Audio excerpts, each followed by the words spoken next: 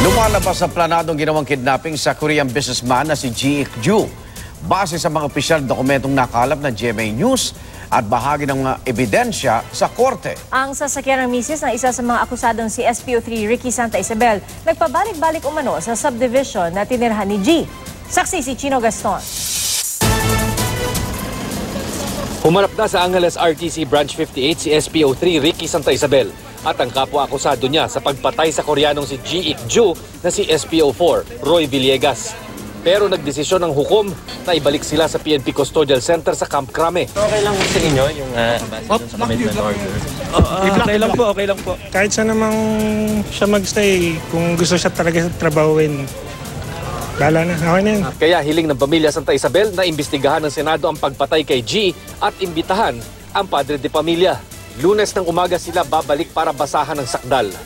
Na-trace naman ng pulisya sa LTO na nakapangalan sa misis ni Santa Isabel ang itim na Hilux na ito na may plakang AAX 4655 na kasama ng itim na Ford Explorer ni G nang patayin siya noong October 18. Napag-alaman ding mula Setyembre hanggang October 18, 8 beses na i-record ang pagpasok ng itim na Hilux sa tinitirang subdivision ni G gamit ang ID ng isang Reyes Rudolph Go. Salaysay pa ng dalawang kapitbahay ni G sa pulisya.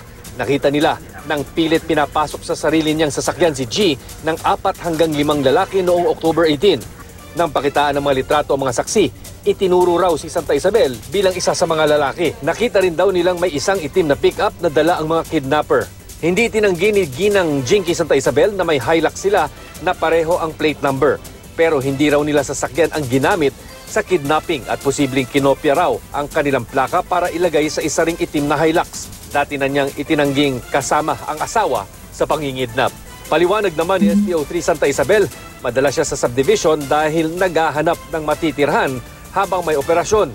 Sa salaysay naman ng kasambahay ng mga Koreano na si Marisa Morquicho na kasamang dinukot, sinabi niyang narinig niya sa mga lalaking pumosa sa kanyang amo na may kinalaman ng operasyon sa bentahan umano ng iligal na droga. Inihiwalay raw siya ng sasakyan at binigyan ng 1,000 piso bago ibinaba sa Cubao.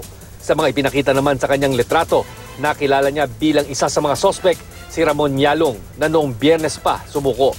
Hindi malinaw kung ipinakita sa kanya ang litrato ni Santa Isabel. Sabi kasi ng kampo ni Santa Isabel, siya ang nagpalaya kay Morquicho.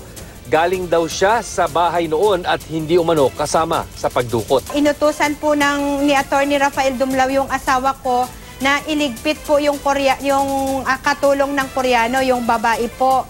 Kaso po, ang ginawa po ng asawa ko po, hindi niya po niligpit or hindi niya po pinatay. Bagkos po, pinatakas niya po at binigyan niya pa po ng 1,000 para tumakas.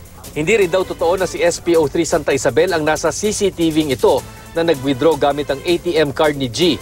Ayon sa monitoring ng misis ni G, tig 20,000 pesos daw ang mga withdrawal sa 3 ATM machines noong gabi ng October 18. Kung mapapansin mo po, payat po siya, itim po siya, at nakasling bag po. Hindi po nagsisling bag yung asawa ko.